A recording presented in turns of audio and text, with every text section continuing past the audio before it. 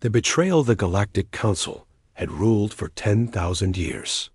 From the great silver towers on the planet Centrum, they governed 300 alien species across 50 galaxies. The Council kept peace. The Council maintained order. The Council protected the weak, or so they claimed. Admiral James Stone stood on the bridge of the Valiant, Earth's flagship. Around him, 200 human warships held position in the darkness of space. They had come when the Council called. They always did.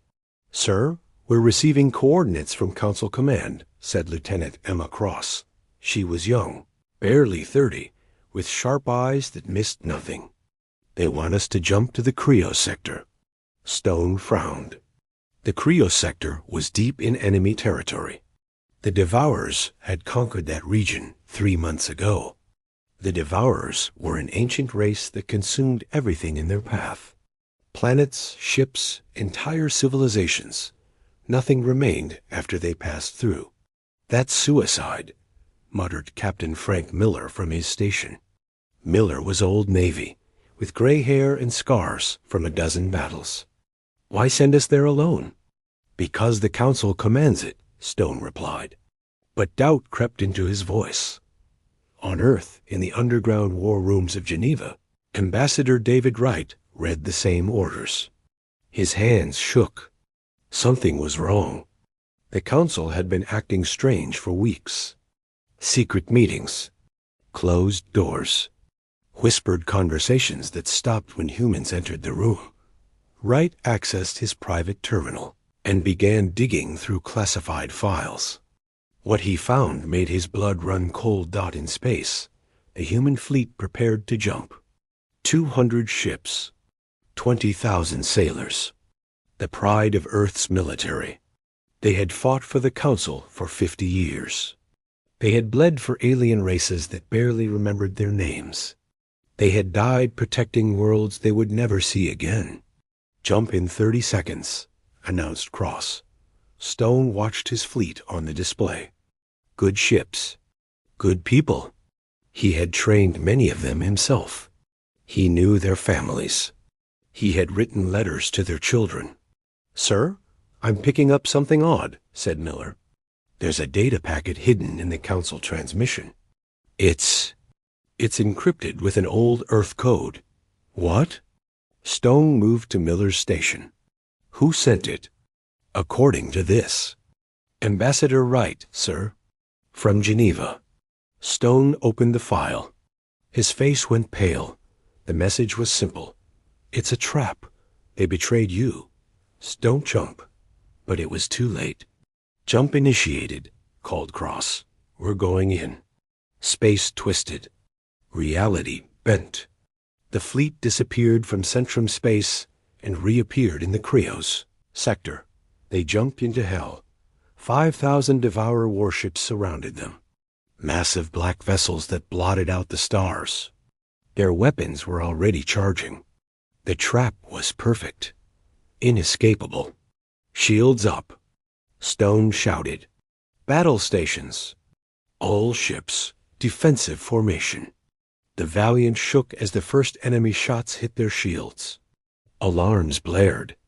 Red lights flashed across every console. "Sir, we're receiving a transmission," said Cross. Her voice was steady despite the chaos. "It's from the Council.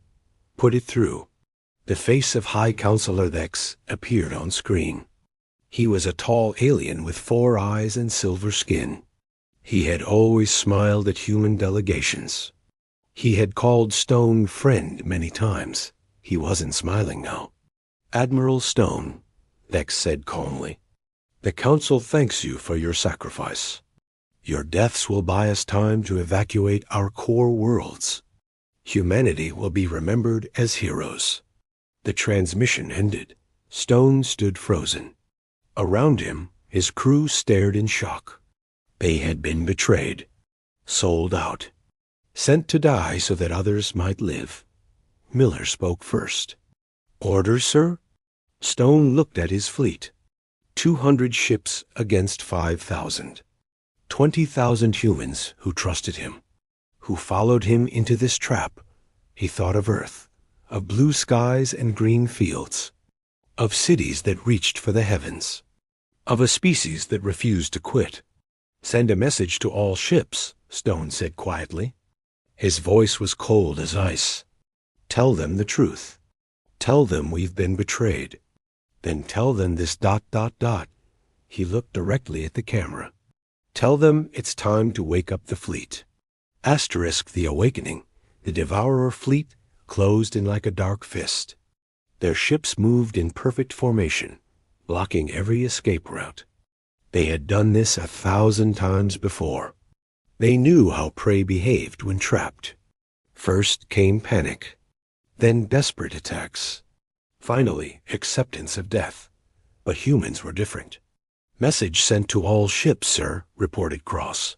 Across her display, 200 human vessels began to move. Not away from the enemy. Toward them, the Devourers opened fire. Space lit up with weapons fire. Energy beams and missiles streaked through the darkness. Human shields flared and buckled under the assault. The Valiant took 3 direct hits. Deck plates groaned. Power flickered. "Shields at 60%, called Miller. "We can't take much more of this." "We don't have to," Stone replied. He pressed a button on his command chair. A button that had been installed in secret. A button the Council knew nothing about. "All ships, execute Protocol Midnight Sun." On Earth, alarms began to sound in hidden bunkers beneath the Pacific Ocean. Massive doors slid open. In the asteroid belt between Mars and Jupiter, weapons platforms that had been disguised as mining stations powered up. On the dark side of Earth's moon, railguns the size of skyscrapers emerged from underground silos. Humanity had not been idle during 50 years of Council service. While they smiled and bowed to alien overlords, they had been building, planning, preparing for the day when the galaxy turned against them. That day had come. "Jump signatures detected," announced Cross. Her voice rose with excitement. Multiple signatures. Directly behind the Devourer formation, 50 new human warships appeared from nowhere. These were not like the Council fleet. These ships were pure black, covered in angular armor that seemed to drink in light. No Council markings. No diplomatic colors. These were Earth's secret fleet. The ships they built in the darkness between stars. The newcomers opened fire immediately. The Devourers, caught between 2 human forces, broke formation. Admiral Stone smiled. It was not a kind smile. "All ships switch to Omega weapons," he ordered. The Council had rules about weapons. Nuclear devices were forbidden. Kinetic bombardment was illegal. Biological warfare was banned. For 50 years, humans had followed these rules while fighting the Council's wars. Those rules no longer applied. The Valiant launched a spread of missiles unlike anything the Devourers had seen. They moved at impossible speeds, dodging and weaving through enemy fire. When they hit, entire Devourer ships simply ceased to exist. No explosion. No debris. Just empty space where a vessel had been. "Quantum destabilizers working as designed," reported Miller with grim satisfaction. The Devourers tried to adapt. They were an ancient race. They had destroyed countless civilizations. But they had never faced humans who fought without limits. Without mercy. Without the Council's leash. Across the battlefield, human tactics evolved. Captain Lisa Hayes commanded the destroyer Thunder. When Devourer ships surrounded her, she didn't retreat. Instead, she rammed them. Her ship's experimental shielding cut through enemy hulls like a hot knife through Butter. Commander Tom Blake led a squadron of fighters that moved in ways that violated known physics. Human pilots, enhanced with neural implants that the Council had forbidden, reacted faster than any alien could follow. They flew through enemy formations like ghosts, leaving destruction in their wake. Lieutenant Jack Morris aboard the Hammer activated his ship's gravitational weapon. A small sphere of twisted spacetime appeared near a cluster of devourer vessels. Gravity went insane. The enemy ships crumpled like paper, crushed by forces they couldn't escape. "Sir, the devourers are trying to retreat," said Cross. "Don't let them," Stone ordered coldly. "No survivors. No witnesses. Let them understand what happens when you corner a human." Back on Centrum, the Council watched in horror. Their viewing screens showed the impossible. Humans were winning. The trap that should have killed. Earth's fleet was turning into a graveyard for the DEVOURERS. High. Counselor Thex's 4 eyes widened. What are those weapons? Where did they get those ships? This is illegal. This violates every treaty. Ambassador Wright's face appeared on their screen. He had hacked into their communications. His expression was ice cold. "You broke the treaty first," Wright said quietly. "You betrayed us. You sent our people to die. Now you get to see what humanity looks like when we stop following your rules." In the Krios sector, the battle raged. The Devourers fought with the fury of the desperate. But desperation wasn't enough. One by one, their ships fell dark and silent. Human weapons, designed in secret and tested in shadow, proved devastatingly effective.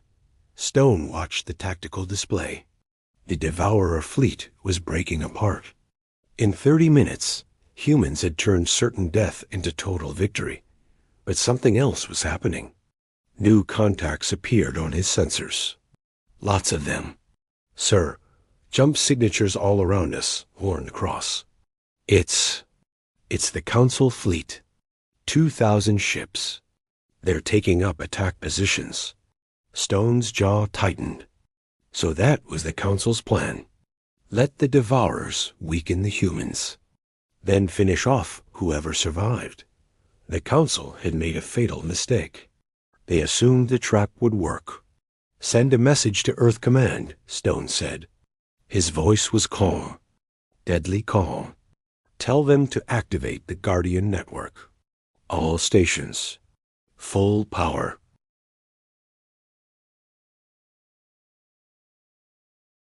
Miller looked up.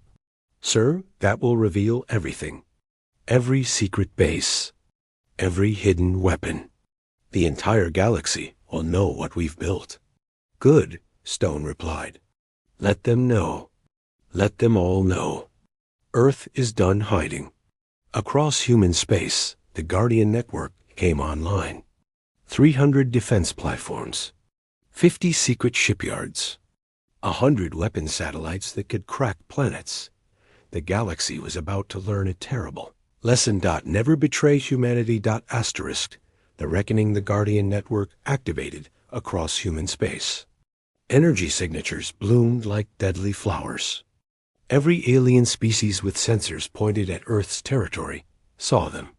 300 platforms that had been hidden for decades. Each one powerful enough to destroy a fleet. The Council's war fleet hesitated. They had come to finish off a weakened enemy. Instead, they faced something far more dangerous. "This is Admiral Stone of Earth's Navy." His voice boomed across all channels. "To the Council fleet, you have one chance.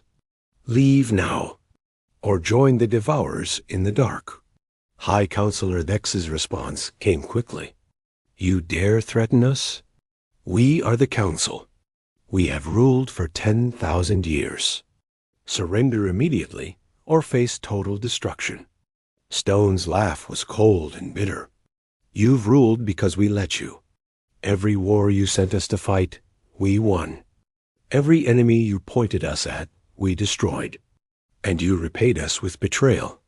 All Council ships," Thex commanded. "Open fire. Destroy the human fleet." The Council made their second fatal mistake. 2,000 alien warships opened fire on Stone's fleet. Energy beams and missiles filled space.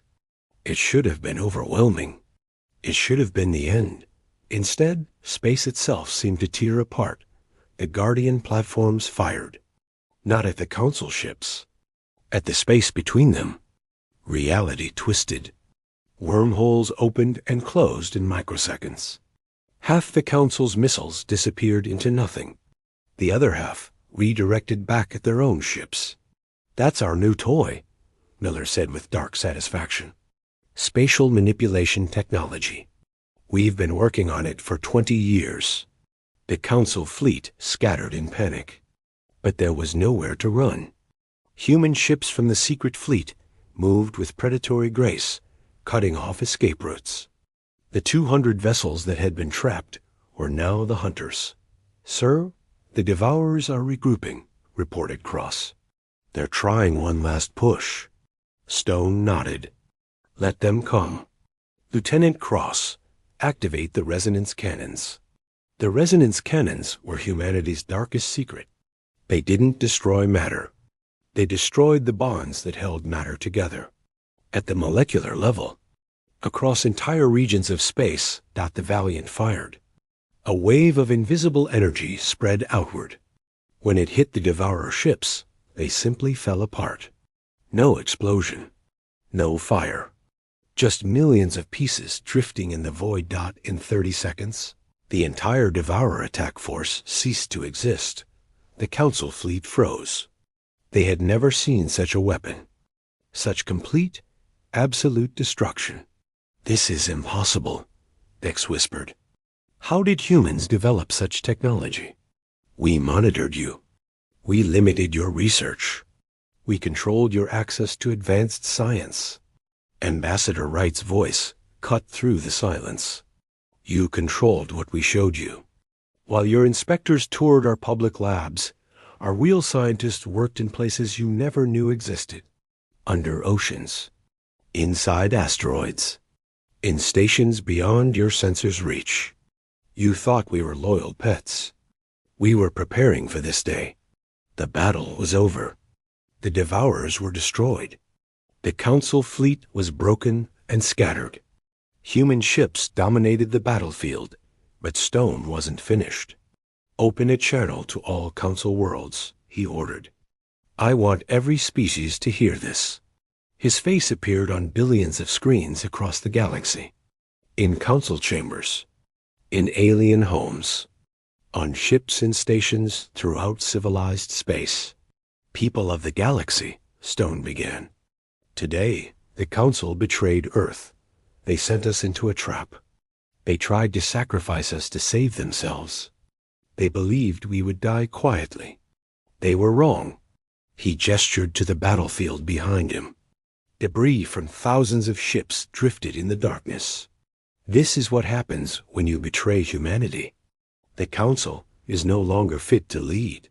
Earth hereby withdraws from all galactic treaties. We owe you nothing. We serve no one but ourselves. You cannot do this. Vex shouted. Who will maintain order? Who will fight the threats to the galaxy? Not our problem, Stone replied simply. You wanted us dead. Now you're dead to us. Earth is going home. Don't follow us. Don't contact us. Don't ever ask us for help again.